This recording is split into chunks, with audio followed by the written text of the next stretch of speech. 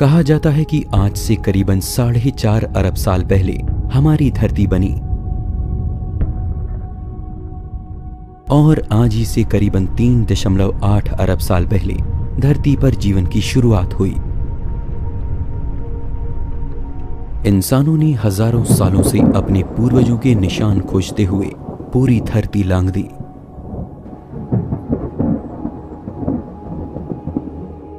हम धरती पर आखिर कहां से आए, ये सवाल खुद से पूछते हुए इंसानों ने न सिर्फ आसमान की ओर देखा बल्कि धरती और समुद्र की गहरी थाह में अपने इतिहास को खोजा।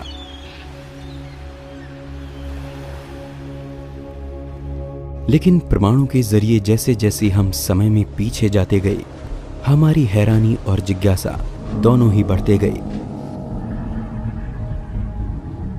और एक वक्त में आकर हमें मालूम हुआ कि हमारे दूर के पूर्वज अरबों साल पहले धरती की सतह पर मौजूद पानी की गर्म और सुरक्षित पनाह में जन्मे होंगे। लेकिन क्या इस बात पर यकीन करना इतना आसान है?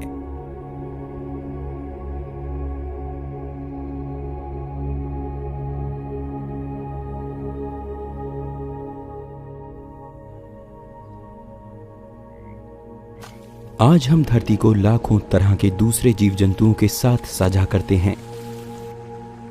इनमें से कुछ हमारे करीबी हैं जो हमसे मेल खाते हैं, लेकिन कुछ बेहद अनोखे और अलग हैं, इतने अलग कि हमारी और इनकी कुदरत दूर दूर तक कहीं मेल नहीं खाती। लेकिन विज्ञान कहता है कि धरती पर रहने वाले सभी प्राणियों के पूर्वज एक ही थे। इस बात को मानना और इस पर आंखें बंद करके यकीन करना मेरे और आपके लिए काफी मुश्किल है। इसीलिए आज हम एक ऐसे सफर पर चलेंगे जहां हम हमारे पूर्वजों के निशान खोजने की कोशिश करेंगे। विज्ञान का ये सफर न केवल आपको सुदूर इतिहास में ले जाएगा, बल्कि हमें मौका मिलेगा उस राज को जानने का जिससे जीवन पैदा हुआ।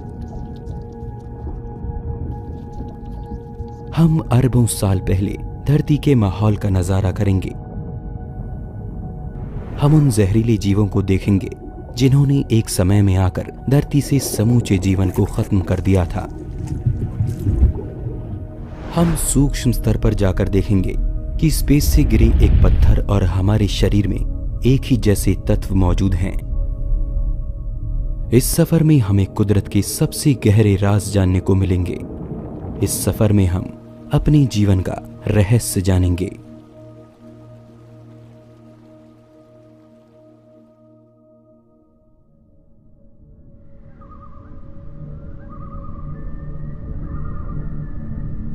हमारे सफर की शुरुआत होती है कुदरत के एक ऐसे नियम से जिसकी वजह से आज हम और आप यहां तक पहुंचे हैं। यह नियम बेहद कठोर और बेरहम है। इस नियम को हम कुदरत का चुनाव या नेचुरल सिलेक्शन कहते हैं। ये नियम धरती पर आदिकाल से लागू है, तभी से जब यहां जीवन की नींव रखी गई। इस नियम के तहत धरती पर पैदा हुए सभी जीवों ने एक बड़ी लड़ाई लड़ी और जो उसके कहर से बच पाया उसे मौका मिला धरती की खूबसूरत कुदरत का आनंद उठाने का। डायनासोर्स के समय से भी पहले से जीवों में खुद को जिंदा रखने की जद्दोजहद जारी है। कमजोर जानवरों को खूंखार जानवरों ने खत्म किया और खूंखारों को कुदरत के कहर ने। पर इस सब में जो भी प्रजाति अपने आसपास के माहौल से तालमेल बिठाती रही, वही वक्त में खुद के वजूद को बचाने में सफल रही। ऐसा नहीं है कि कुदरत के साथ तालमेल बिठाने में केवल ज्यादा ताकत काम में आई, बल्कि जीवों की समझदारी और खुद को माहौल के मुताबिक ढाल लेने की कला ने ही कुछ खास प्रजातियों को धरती के उस कठोर माहौल में बचे रहने की ताकत दी। जीवों का आकार, उनकी बनावट, रंग और दूसरी खूबियां धरती पर उनके वजूद को बचाए रखने में सबसे अहम साबित हुई। इस बात को कछुए के अंडों से निकले ये नवजात बच्चे बड़ी आसानी से समझा सकते हैं। अभी अभी अंडों से बाहर निकले इन बच्चों को रेत पर चलकर शिकारियों से बचते हुए समुद्र की लहरों तक जाना है। अब इनमें से जो बच्चे कमजोर और सुस्त होंगे वो शिकारियों का शिकार बनेंगे, लेकिन जो बच्चे तेज, फुर्तीले और ताकतवर होंगे वो ही समुद्र की लहरों को छू पाएंगे और फिर समुद्र के पानी में अपने जीवन की शुरुआत करेंगे।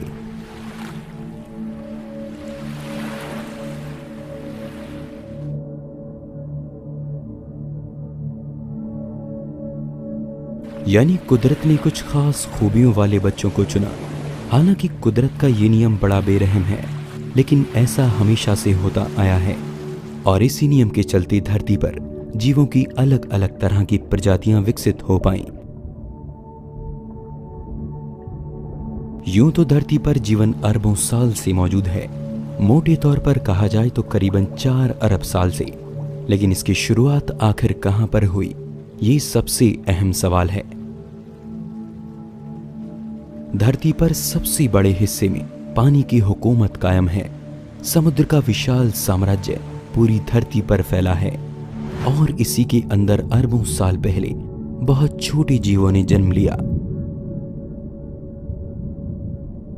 आज हम समुद्र में बसने वाले ढेरों ऐसे जीवों को जानते हैं जिनकी कुदरत अपने आप में हैरान करने वाली है। कांच की तरह पारदर्शी जेलीफिश से लेकर एक जहाज की जितनी बड़ी मछली तक, ये सभी समुद्र की दुनिया के अजूबे हैं। आप, मैं और धरती पर रह रहे सभी जीवों के दूर के पूर्वज कभी इसी पानी के अंदर जन्मे थे। धरती के सीने पर खड़ा विशाल समुद्र का भंडार कुदरत के लिए मानो एक लेबोरेटरी जैसा था, जिसके घोल में कुदरत ने जीवन को लेकर कई तरह के प्रयोग किए, जिससे बाद में आगे चलकर कॉम्प्लेक्स लाइफ का जन्म हुआ। इस बात पर यकीन करना मुश्किल होता है कि हमारे दूर के पूर्वजों ने कभी पानी से निकलकर धरती पर चलना शुरू किया होगा, और विज्ञान के पास ऐसा क्या सबूत है जो हमारे इतिहास की कड़ी को इन पानी में रहने वाले जीवों से जोड़ सके और ये साबित करे कि हमारे पूर्वज कभी इसी पानी में जन्मे थे।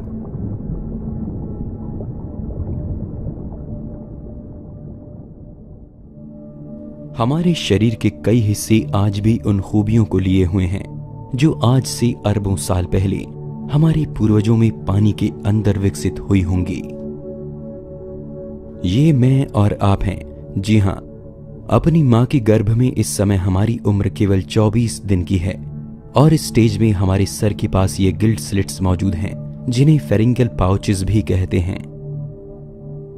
हैरानी की बात है कि मछली के अविकसित बच्चे में भी यही गिल्ड स्लिट्स पाए जाते हैं, जो आगे चलकर मछली के गलफड़ों में बदलते हैं, जबकि इंसानों में ये चेहरे, कान और जबड़ों का हिस्सा बनते हैं।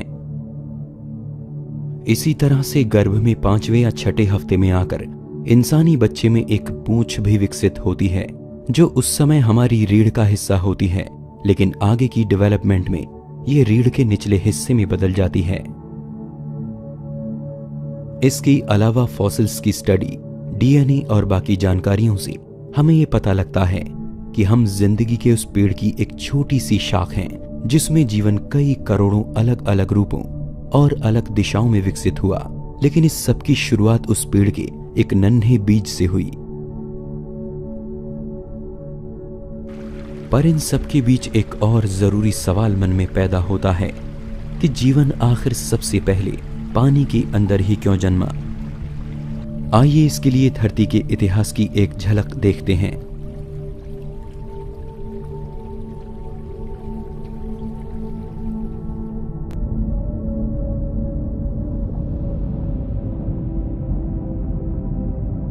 आज से करीबन 3.8 अरब साल पहले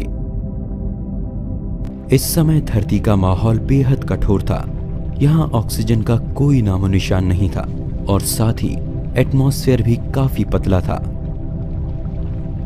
सूर्य की घातक किरणों से बचाने के लिए ओजोन जैसी लेयर भी इस समय मौजूद नहीं थी।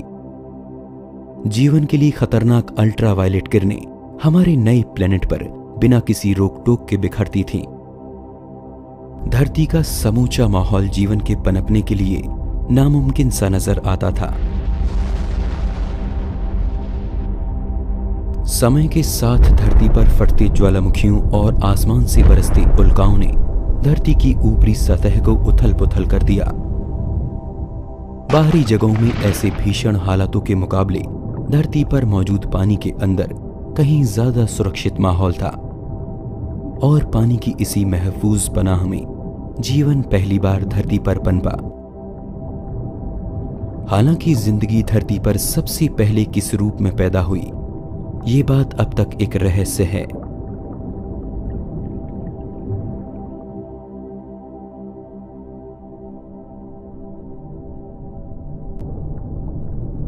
कहा जाता है कि उस वक्त भी एक साथ मिलकर जिंदगी को पैदा करने वाले छोटे छोटे मॉलिक्यूल्स पानी के अंदर मौजूद थे, जिनसे सिंगल सेल से बने जीव पैदा हुए होंगे। लेकिन धरती पर सबसे पहले पैदा हुए जीवन को समझना शायद इतना आसान नहीं है। इसे एक लाइन में समझाना नामुमकिन है। जीवन धरती पर कैसे आया, इसे ठीक से समझने के लिए हमें विज्ञान के दूसरे पहलुओं पर भी नजर डालनी होगी। कई सवालों पर गौर करना होगा, जैसे कि एक जिंदा प्राणी आखिर क्या है, कौन सी जरूरी खूबियां ये तय कर देती हैं कि कोई चीज जिंदा है या नहीं। क्योंकि धरती पर कई चीजें ऐसी हैं जिनकी खूबियां हमसे मिलती जुलती हैं, लेकिन वे फिर भी जिंदा नहीं हैं। जैसे कि बादल हमारी तरह एक से दूसरी जगह मूव कर सकते हैं, हमारी तरह अपने आकार को छोटा बड़ा भी कर सकते हैं, लेकिन हमें पता है कि बादल में अपनी कोई लाइफ नहीं है, यानी बादल हमारी तरह जीवित नहीं है। और ये सिंगल या डबल सेल लाइफ आखिर क्या है, इनमें ऐसा क्या मौजूद है जो इन्हें जिंदा प्राणी बना देता है।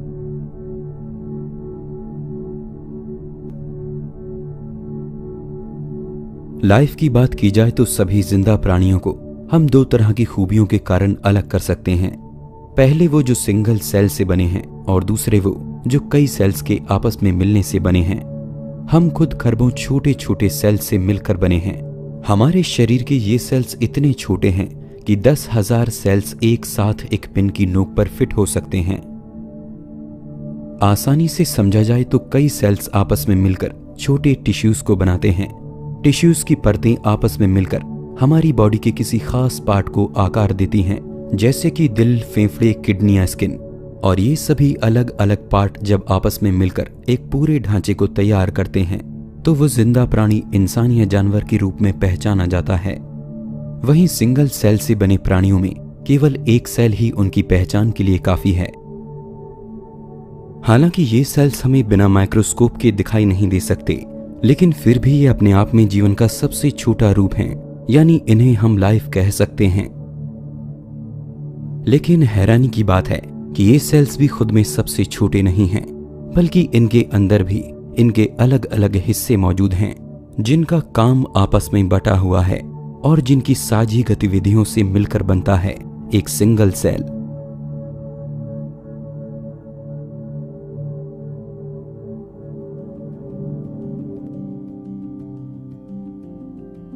आइए अब ये जानते हैं कि इन सेल्स के अंदर ऐसी कौन सी चीजें हैं जो आपस में मिलकर एक लाइफ को जन्म देती हैं। उदाहरण के लिए हमारी बॉडी के एक सेल को ले लेते हैं। सबसे पहले आती है इसकी परत, जिसे हम सेल मेम्ब्रेन भी कहते हैं। ये सेल को बाहरी आवरण देती है, यानी कि एक झिल्ली का काम करती है। इसे हम सेल की स्किन भी कह सकते हैं। ये कोई आम झिल्ली नहीं है, बल्कि ये पोषक तत्वों को पहचान कर उन्हें अंदर जाने देती है, जबकि जिन तत्वों से इसे खतरा है उनके लिए ये रास्ते को ब्लॉक कर देती है। इसके अलावा ये सेल्स के अंदर से वेस्ट को भी बाहर जाने देती है। इसके बाद आता है सेल के अंदर भरा हुआ लिक्विड, जिसे हम साइटोप्लाज्म कहते हैं। ऐसा नहीं है कि इसमें सिर्फ लिक्विड ही भरा है, बल्कि इसके कुछ अंग ऐसे हैं जो जरूरी कामों को अंजाम देते हैं। इसके स्पेशल पार्ट कुछ खास तत्वों को बनाते हैं, जैसे कि प्रोटीन, और प्रोटीन को यूज करके ही सेल्स अपनी ज्यादातर केमिकल प्रोसेस को अंजाम देते हैं। इसके कुछ जरूरी तरह के हिस्से खाने के छोटे छोटे मॉलिक्यूल्स को ऐसे मटेरियल में बदलते हैं जो सेल्स की एनर्जी और ग्रोथ के लिए जरूरी है। इनसे बनाए गए पोषक तत्व पूरे सेल में खास तरह की ट्यूब्स की मदद से ट्रांसफर किए जाते हैं। यानी हमारे शरीर में मौजूद सेल्स के अंदर अपना एक सिस्टम है जो हमारे द्वारा खाए गए खाने से जरूरी चीजों को लेकर लगातार ग्रोथ करते रहते हैं। और आखिर में आता है न्यूक्लियस, जिसे हम सेल का ब्रेन भी कह सकते हैं। सेल के बीचों बीच मौजूद ये न्यूक्लियस सेल के कंट्रोल सेंटर की तरह काम करता है। ये सेल की ग्रोथ की देखभाल करता है। साथ ही इसका काम ये भी देखना है कि सेल डिवाइड होकर अपने जैसे दूसरे सेल्स को भी जन्म दे। यानी कि सेल्स अपने आप में इन हिस्सों के बिना जीवित नहीं रह सकता। खुद को जिंदा रखने के लिए जरूरी चीजों को सेल अपने इन्हीं हिस्सों के जरिए बनाता है और ये सभी अलग अलग हिस्से मिलकर एक सेल को बनाते हैं। अब यहां समझने वाली बात यह है कि सेल जो जिंदगी का सबसे छोटा रूप है, यानी जिसे विज्ञान जिंदा मानता है, वो भी अपने अंदर ऐसे जरूरी हिस्सों को लिए हुए है जो इसके लिए काम करते हैं।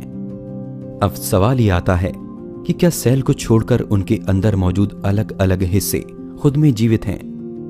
क्या अगर हम एक सेल के अंदर से न्यूक्लियस को बाहर कर दें तो क्या वो अपने आप में जिंदा रह पाएगा? क्या न्यूक्लियस, मेम्ब्रेन या साइटोप्लाज्म खुद कोई बिसात नहीं रखते?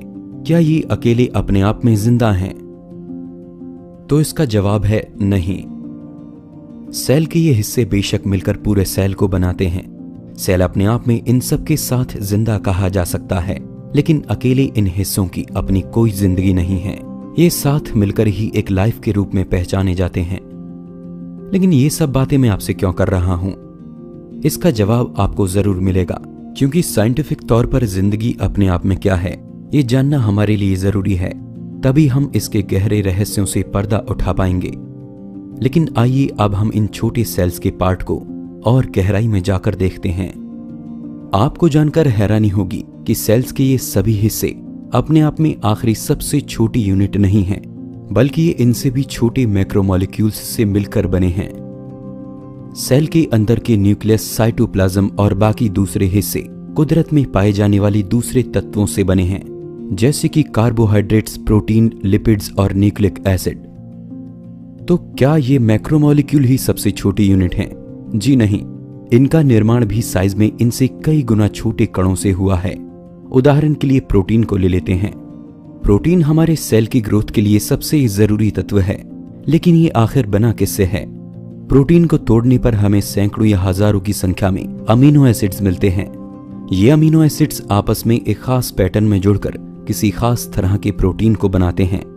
हैरानी की बात है कि 20 तरह के अमीनो एसिड्स आपस में मिलकर हजारों तरह की अलग अलग शेप में जुड़कर एक दूसरे से बिल्कुल अलग तरह के प्रोटीन का निर्माण करते हैं। तो क्या ये अमीनो एसिड्स हमारे शरीर की सबसे छोटी यूनिट हैं? जी नहीं। सभी तरह के मैक्रोमोलिक्यूल्स साइज में इनसे भी छोटी यूनिट से मिलकर बने हैं। जी हां, आपने एटम्स के बारे में जरूर सुना होगा। एटम्स और इसके पार्ट न्यूट्रॉन, इलेक्ट्रॉन और प्रोटॉन, इन्हीं अलग अलग तरह के एटम्स के मिलने से हमारे शरीर को बनाने वाले ये मैक्रोमोलिक्यूल बने हैं। आइए इस चेन को एक सीधी लाइन में आसानी से समझते हैं। किसी भी जिंदा प्राणी का शरीर अलग अलग हिस्सों के मिलने से बना है, जैसे कि दिल, दिमाग, फेफड़े वगैरह वगैरह। ये सभी अंग टिश्यूज की परतों से मिलकर बने हैं। ये टिश्यूज बने हैं छोटे छोटे सेल्स के मिलने से। इन सेल्स का निर्माण होता है प्रोटीन जैसे एलिमेंट से। प्रोटीन बना है अमीनो एसिड्स जैसे मैक्रोमोलिक्यूल्स से, और मैक्रोमोलिक्यूल्स बने हैं अलग अलग तरह के एटम्स के एक साथ जुड़ने से।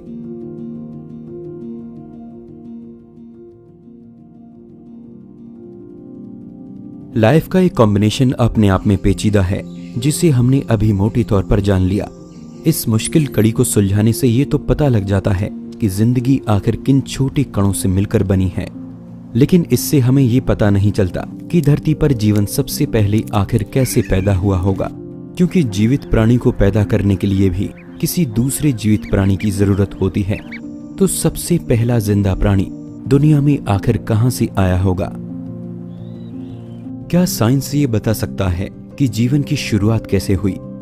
इस विषय में अब तक पूरी तरह से परफेक्ट एक्सप्लेनेशन मौजूद नहीं है, लेकिन दुनिया भर में वैज्ञानिकों और खोजकर्ताओं के समूह दिन रात इस रहस्य की परतों को खोलने में लगे हैं, और हम इन्हीं लोगों के द्वारा की जाने वाली खोजों और एक्सप्लेनेशंस को जानने वाले हैं, जिनसे हमें ये समझ आ सके कि आखिर धरती पर जीवन आया कहां से।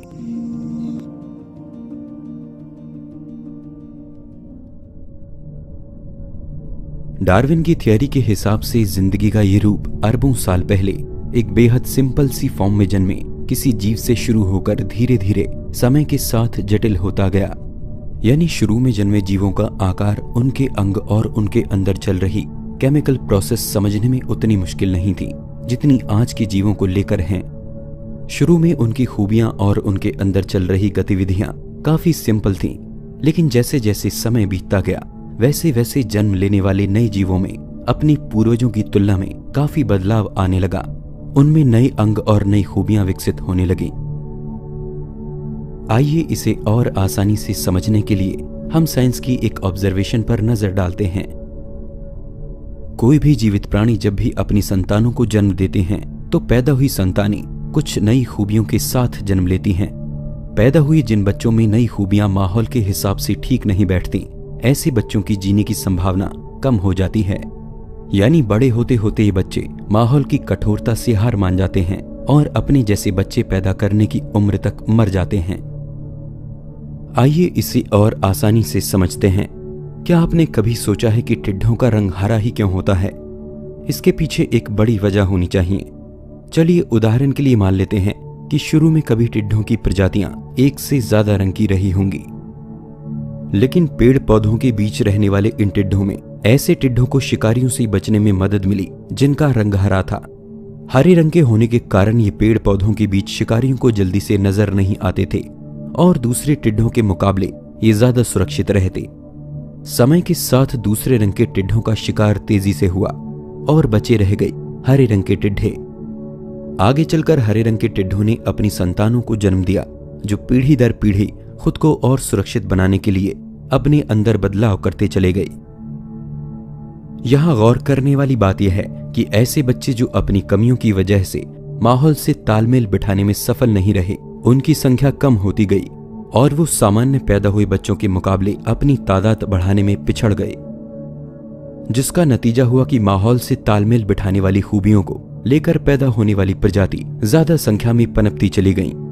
इन जीवों की खूबियां आगे चलकर इतनी बदल गईं कि इन्होंने एक नई प्रजाति के रूप में खुद को विकसित कर लिया और इन्हें इनके पूर्वजों से पहचानना मुश्किल होता गया।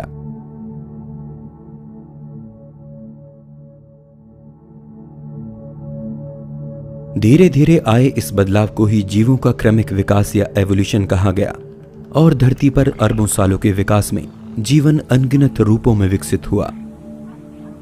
धरती पर पाए गए जीवाश्मों के रिकॉर्ड इसकी प्रामाणिकता को और भी पक्का कर देते हैं। फॉसिल्स की स्टडी की मदद से जैसे जैसे हम वक्त में पीछे जाते हैं, जीवों की कुदरत समझने में आसान होती जाती है और इसी के आधार पर वैज्ञानिकों ने यह नतीजा निकाला कि आज से करीबन 3.5 अरब साल पहले लाइफ बहुत ही सिंपल से सेल के रूप में जन्मी होगी। लेकिन अब भी ये सवाल सामने आता है कि सबसे शुरू में पैदा हुआ वो सिंपल सा सेल भी कहां से आया होगा, क्योंकि आज हमारे सामने मौजूद सिंपल से बैक्टीरिया की कुदरत भी इतनी मुश्किल है कि उसका एक स्टेप में पनप जाना नामुमकिन है। यानी लाइफ के इतने सिंपल रूप को भी विकसित होने में कई पीढ़ियों का समय लगेगा। तो सबसे पहले पैदा होने वाले वो छोटे और सिंपल से सेल दुनिया में कहां से आ गए? इस बात का एक लॉजिक यह है कि सबसे पहले पैदा होने वाले ऐसे जीव जो खुद के जैसे जीवों को जन्म दे सकते होंगे, उनका जन्म एवोल्यूशन से नहीं हुआ होगा, क्योंकि इसका कारण आप जानते हैं, जीवों में एवोल्यूशन होने के लिए उनका प्रजनन करना जरूरी है। अगर वो अपनी नस्ल को पीढ़ी दर पीढ़ी आगे नहीं बढ़ाएंगे तो उनमें एवोल्यूशन होगा ही नहीं। इसलिए धरती पर पैदा होने वाला सबसे पहला जीवन आखिर किस रूप में जन्मा था, इस बात को समझने के दूसरे तरीके हमें देखने होंगे। एक आइडिया जिसके बेस पर वैज्ञानिक लाइफ को लेकर नई खोजें कर रहे हैं और जीवन के रहस्य को सुलझाने में कुछ हद तक कामयाब हो पाए हैं। ये आइडिया कहता है कि लाइफ यानी जीवन का जन्म केमिस्ट्री से हुआ। दुनिया में हर चीज बहुत ही छोटे छोटे कणों से मिलकर बनी है, यहाँ तक कि हवा और रोशनी भी। जिस रोशनी को हम देख रहे हैं वो इतने छोटे कणों के आपस में मिलने से बनी है जिन्हें हम अपनी आंखों से नहीं देख सकते। यही छोटे कण आपस में मिलकर अपने से बड़े कणों यानी मॉलिक्यूल्स को बनाते हैं और यही मॉलिक्यूल्स फिर आपस में मिलकर किसी बड़े स्ट्रक्चर या जीव को आकार देते हैं। पूरी दुनिया बल्कि पूरा यूनिवर्स इसी तरह के छोटे छोटे कणों के आपस में मिलने से बना है और इनके इसी बिहेव को स्टडी करना ही केमिस्ट्री का अध्ययन है। लेकिन यहाँ हम केमिस्ट्री के उस हिस्से की बात करेंगे जो ये कहता है कि इन्हीं छोटे कणों के आपस में मिलने से अचानक लाइफ का जन्म होता है। जिंदगी को जन्म देने वाली केमिस्ट्री कुछ जरूरी बातें हमें बताती है, जिनमें सबसे अहम बात है कि जिन अलग अलग छोटे कणों या हिस्सों से मिलकर जीवन बना है, उनका एक साथ एक टीम की तरह काम करना जरूरी है, जिसे हम मेटाबॉलिक पाथवेज कहते हैं। जैसा कि हमने पहले भी जाना था कि सेल के अलग अलग हिस्से एक साथ मिलकर सेल की ग्रोथ के लिए काम करते हैं।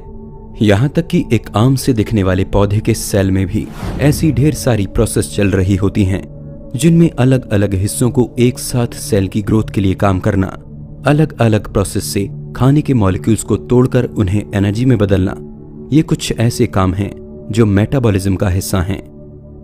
और जीवन की केमिस्ट्री में सबसे अहम चीज यही है, बिना मेटाबॉलिज्म के लाइफ नहीं हो सकती। सेल की ग्रोथ और उसके लिए जरूरी एनर्जी पैदा करने का सारा सिस्टम मेटाबॉलिज्म कहलाता है, और बिना मेटाबॉलिज्म के जीवन का लगातार बने रहना नामुमकिन है। लाइफ की केमिस्ट्री एक और जरूरी बात हमें बताती है कि जिंदा सेल्स कुछ खास तरह के मॉलिक्यूल से मिलकर बने हैं। जिंदा प्राणियों के शरीर को बनाने वाले कुछ अहम तत्व जैसे कि अमीनो एसिड्स, शुगर वगैरह, ये मॉलिक्यूल्स आपस में जुड़ते हैं और अपनी कुदरत से कहीं ज्यादा मुश्किल स्ट्रक्चर का निर्माण करते हैं, जैसे कि जीन, प्रोटीन, सेल मेम्ब्रेन वगैरह। और आगे ये चेन जारी रहती है, जिससे एक लाइफ का जन्म होता है। पुराने समय में यह माना जाता था कि हमारे शरीर को बनाने वाले ये मॉलिक्यूल्स सिर्फ जिंदा प्राणियों में ही पाए जाते हैं। इसके अलावा जीवन से जुड़ी एक और पहेली सभी को परेशान करती आई कि कैसे जिंदा प्राणियों के अंदर होने वाली सारी गतिविधि उसे जिंदा बनाए रखती हैं। पुरातन विज्ञान के लिए ये बातें अनसुलझी पहेलियों की तरह थीं। वे इसके पीछे किसी रहस्यमयी ताकत का हाथ मानते थे। लेकिन 1828 में फ्रेडरिक वोहलर नाम के जर्मन केमिस्ट ने लैब में यूरिया का निर्माण कर दिखाया। यूरिया जो कि हमारे पेशाब में पाया जाता है, लेकिन जीवित प्राणी के शरीर द्वारा बनाया गया एक तत्व लैब में किए गए प्रयोगों से बन सकता है। ये बात उस समय विज्ञान में जीवन की समझ को लेकर एक नया मोड़ लाई। हमारे शरीर के ऐसे तत्व जिनके बारे में ये माना जाता रहा कि उनका मिलना केवल जीवित प्राणियों में ही मुमकिन है, यूरिया के लैब में बन जाने से इस बात को चुनौती मिली और एक नई तरह की थियरी सामने आई। जीवन को बनाने और उसे चलाने के पीछे किसी रहस्यमयी ताकत का हाथ नहीं, बल्कि केमिस्ट्री का हाथ है। कुदरत में मौजूद अलग अलग तत्व आपस में मिलकर कुछ ऐसे केमिकल रिएक्शन करते हैं जिनसे जीवन का जन्म होता है, और उसी के जैसे दूसरे केमिकल रिएक्शन पैदा हुए उस नए जीवन को सरवाइव करने के लिए जरूरी चीजें मुहैया कराते हैं, जैसे कि एनर्जी। आधुनिक जगत में लैब में कई तरह के मॉलिक्यूल्स और सेल्स की एक्टिविटी को बना लिया गया है, जिसने जीवन से जुड़े उस रहस्यमयी ताकत के कॉन्सेप्ट को लगभग खत्म कर दिया है और सबको सुझाया है कि कुदरत में पाए जाने वाले बेजान तत्वों के आपस में मिलने से एक जीवित प्राणी का जन्म हो सकता है। खोजकर्ताओं ने हाल ही में जीवन के लिए कुछ ऐसे ही जरूरी तत्वों को मीटेरॉइड्स के अंदर भी खोज निकाला है, जैसे कि अमीनो एसिड और शुगर। चट्टानों के जो छोटे टुकड़े पत्थर के रूप में स्पेस से आकर धरती पर गिरे, उनके अंदर जीवन के लिए जरूरी तत्वों का पाया जाना इस बात का सबूत है कि ऐसे खास तत्व पूरे ब्रह्मांड में हमें कहीं भी मिल सकते हैं, और शायद ये अरबों साल पहले भी धरती पर मौजूद थे। हैरानी की बात है कि कुदरत कैसे कुछ बेजान तत्वों से जो खुद में जिंदा नहीं होते को आपस में मिलाकर एक जिंदा प्राणी को पैदा कर देती है। विज्ञान ने इसके अलावा एक और प्रोसेस खोजा है जिसमें कुछ खास तरह के मॉलिक्यूल्स को एनर्जी सोर्स के साथ छोड़ दिया गया, और कुछ समय बाद उन्हें देखने पर यह पाया गया कि वे सभी बेजान मॉलिक्यूल एनर्जी का इस्तेमाल करते हुए एक दूसरे के साथ मिलकर अपने से बड़े और कुदरत में कहीं ज्यादा पेचीदा मॉलिक्यूल्स को जन्म दे रहे हैं।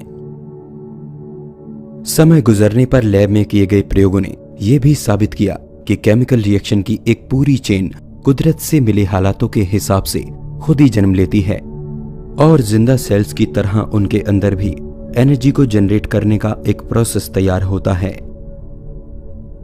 इसी तरह की खोजों में वैज्ञानिकों ने कई तरह के कुदरती चमत्कार भी देखे, जिसमें कुछ खास तरह के मॉलिक्यूल खुद ही एक साथ मिलकर सेल की मेम्ब्रेन जैसी शेप में जुड़ते हैं। कुछ तो इस तरह के स्ट्रक्चर भी बनाते हैं जो दिखने में हमारे डीएनए के धागों जैसे लगते हैं।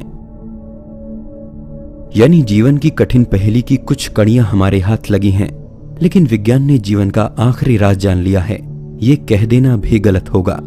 इस पर अभी काम चल रहा है। जीवन सबसे पहले आखिर किस रूप में धरती पर आया होगा? क्या उसकी कुदरत आज के जीवन जैसी थी? ये कुछ सवाल आज भी विज्ञान के लिए बेहद मुश्किल पहेलियां हैं। कैसे कुछ खास तरह के बेजान तत्व आपस में मिलकर एक टीम की तरह काम करने लगते हैं और अपने साझे काम की पेचीदगी को इस हद तक ले जाते हैं कि जेनेटिक कोड जैसे बेहद मुश्किल सिस्टम का जन्म होता है। कुछ इसी तरह अरबों साल पहले भी हुआ होगा, जब पानी की उस सुरक्षित पनाह में बेजान मॉलिक्यूल्स के आपस में मिल जाने से अचानक एक जीवित प्राणी ने जन्म लिया होगा। और यही प्राणी धरती पर जीवन के उस पेड़ का बीज साबित हुआ, जिसकी करोड़ों अलग अलग शाखों पर जिंदगी अरबों सालों में खरबों पत्तों के रूप में जन्मी। हमने अब तक जाना कि कैसे पानी के अंदर सबसे पहले जीवन पनपा होगा। सबसे पहले जन्मे सूक्ष्म जीव जो आगे चलकर धरती पर बसने वाले सभी प्राणियों के पूर्वज साबित हुए। और इन्हीं जीवों में किसी गहरे समुद्र या किसी झील में हमारे जटिल डीएनए बनने की पहली कवायद शुरू हुई होगी।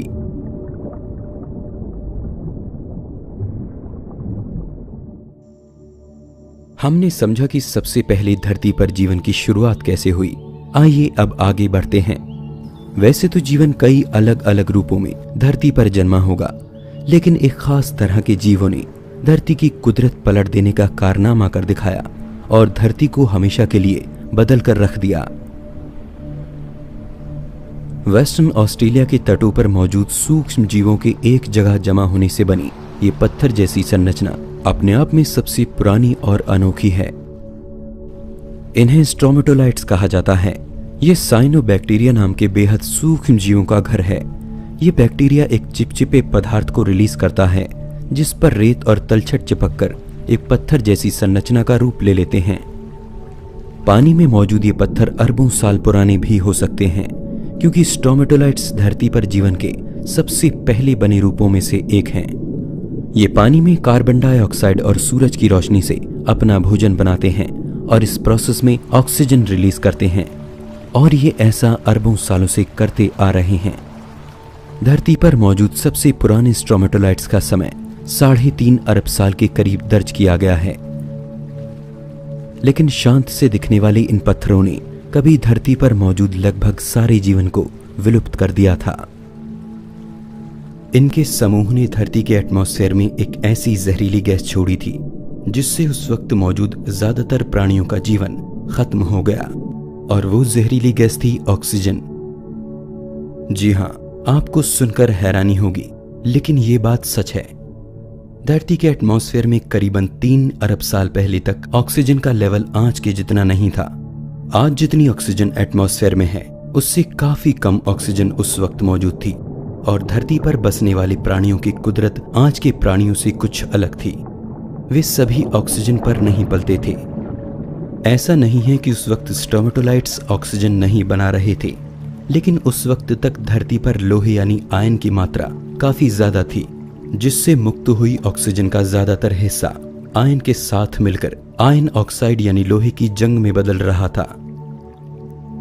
लेकिन जैसे जैसे समय के साथ लोहे की मात्रा कम होने लगी, ऑक्सीजन का बड़ा हिस्सा एटमॉस्फेयर में प्रवेश करने लगा और धरती पर ऑक्सीजन की मात्रा बढ़ने लगी, जिससे एक ग्लोबल क्राइसिस पैदा हो गया और उस वक्त के ज्यादातर जीवों के लिए ऑक्सीजन जहरीली साबित हुई। तब धरती पर जीवन मानो खत्म सा हो गया था। लेकिन किसी भी चीज को पूरी तरह से खत्म करना नामुमकिन होता है, और तब भी वैसा ही हुआ। धरती पर कुछ अनोखे जीव ऐसे बच गए जो ऑक्सीजन की मौजूदगी में सरवाइव कर गए, और तभी से जीवन की एक ऐसी शाख पैदा हुई जिसका आधार ऑक्सीजन बनी। धरती पर ऐसे जीवों का जन्म हुआ जो ऑक्सीजन पर जिंदा रहते हैं।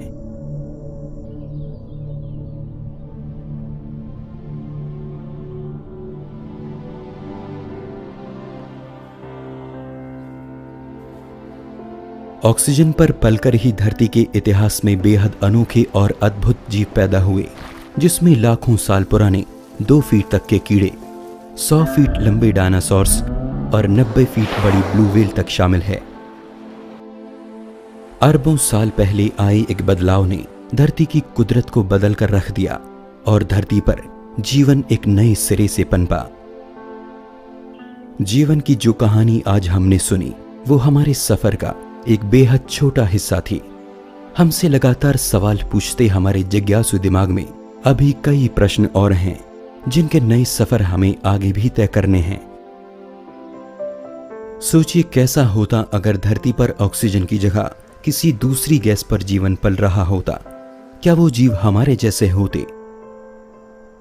और यदि जीवन बेजान चीजों के मिलने से बना है तो ब्रह्मांड के दूसरे कोनों में वो किस रूप में होगा?